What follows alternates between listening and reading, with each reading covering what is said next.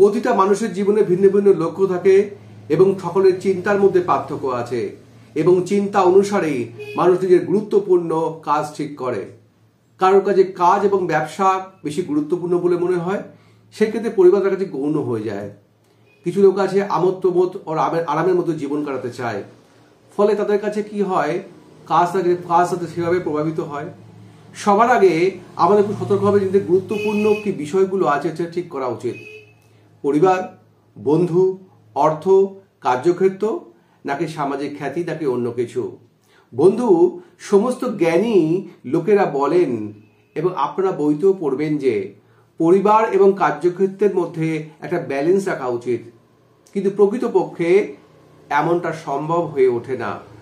সর্বদাই কোনো না কোনো অসন্তুষ্ট থেকে যায় সে কাজের ক্ষেত্রে। একটা ছোট গল্প বলি যা আপনাকে জীবনের গুরুত্বপূর্ণ বিষয় খুঁজতে সাহায্য করবে। একজন প্রেরক উপস্থিত লোকদের কাছে একটা কাঁচের বাটি দেখান এবং তার মধ্যে বড় বড় পাথরের টুকরো ভরেন এবং পাত্রটি ভরে যায়। তারপর প্রেরক উপস্থিত লোকদেরকে জিজ্ঞাসা করেন যে এর মধ্যে আর কিছু ভরা সম্ভব কিনা। সবাই বলে এটা সম্পূর্ণ ভর্তি হয়ে গেছে। প্রেরক ছোট আকারের কাকড় তোলেন এবং পাত্রটির মধ্যে ভরতে শুরু করে দেন। এই কাকড়গুলি বড় পাথরের মধ্যবর্তী যে ফাঁকগুলি ছিল, ধীরে ধীরে সেই কাকড়গুলি আস্তে আস্তে সের মধ্যে প্রবেশ করা শুরু করে দেয়। তারপর পাপক আবার পুনরায় জিজ্ঞাসা করেন, বলুন তো এখন এই পাত্রের মধ্যে আর কিছু ভরা সম্ভব কিনা। প্রেরক বলে, বন্ধু, সাধারণ চিন্তার থেকে এক পা এগিয়ে চিন্তা করলে তবেই আপনি উত্তর পাবেন। তারপর প্রেরক জিজ্ঞাসা করেন, এতে আর কিছু ভরার লক্ষণ বা সম্ভব আছে কিনা। তখন করেন কি, তিনি কাঁচের পাত্রের মধ্যে বালুকণা প্রবেশ করিয়ে দেন। প্রবেশ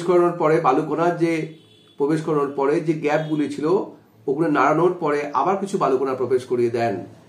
এবং এবারও সেই প্রেরক প্রশ্ন করে দর্শকদের উদ্দেশ্যে, বলুন তো এর মধ্যে আর কিছু ভরা সম্ভব কিনা। তা কিছু দর্শক উঠে এসে ওটাকে নাড়িয়ে দেখেন, বলছে না, এর মধ্যে আর কোনো কিছু সরাই সম্ভব নয়। প্রেরক কোনো কথা বলেন না, তিনি পুনরায় এই কাচের পাত্রের মধ্যে জল ঢালতে শুরু করেন।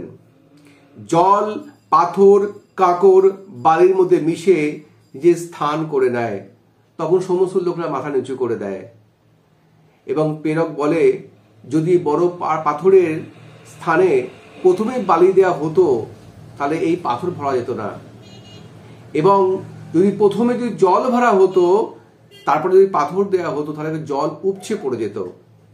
তাই এই গল্পের সারমর্ম হলো এই যে যদি আপনার লক্ষ্য স্থির থাকে, আপনি সেই অনুসারে কাজ করেন, তবে জীবনের প্রতিটি ঘটনা সঠিকভাবে ঘটবে এবং প্রতিটি বিষয়ের মধ্যে ভারসাম্য বা ব্যালেন্স থাকবে। যেভাবে আমরা পাত্রের মধ্যে বড় পাথর কুচি, ছোট কাকড়, বালি এবং জল প্রবেশ করিয়েছি এবং সবটাই ধরে গেল ওই কাচের পাত্রের মধ্যে, ঠিক সেইভাবেই যদি পরিবার, স্বাস্থ্য, কর্মক্ষেত্র এবং সামাজিক প্রগতির মধ্যে ভারসাম্য বজায় রাখতে চান, তবে আপনাকে উচিত গুরুত্ব নির্ধারণ করতে হবে। আপনি একটাই জীবনের অধিকারী, সেটাকে আপনি অজুহাত দিয়ে কাটিয়ে দিলে আপনার জীবন কিন্তু সুন্দর হবে না। সুতরাং আপনি সিদ্ধান্ত করুন, আপনার জন্মের সার্থকতা পেতে হলে আপনাকে ঠিক কি করতে হবে। ধন্যবাদ। আমার নতুন চ্যানেলটিকে আপনি সাবস্ক্রাইব করবেন এবং নিচে দেওয়া বেল বাটন আইকনে অবশ্যই প্রেস করবেন।